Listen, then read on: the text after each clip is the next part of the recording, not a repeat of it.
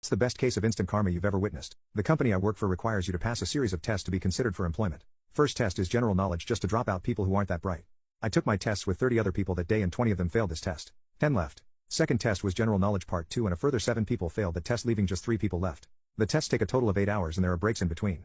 We were not allowed to leave the building during testing. If we had to leave, then we would have to reschedule the tests for another day. Me and the other 2 guys were stuck there together for the rest of the day, so we got to talking in between tests. One guy was older, maybe in his mid-50s early 60s, and was bragging about how easy the tests were and couldn't believe 27 people failed. The other dude was my age at the time, pretty young for the job we were applying for. He was nervous and seemed happy he made it through the first 2 tests. As I studied for the test, there was one that I wasn't sure about. I knew I would have a hard time with that one, and when they put out the docket for tests I saw the hard one would be the last one on the list. My plan was to pass 4 of the tests and reschedule the 5th to give me more time to study. All 3 of us passed the 3rd test and I had to listen to the old man gloat about how easy it was when the young guy and myself lamented it was harder than we thought.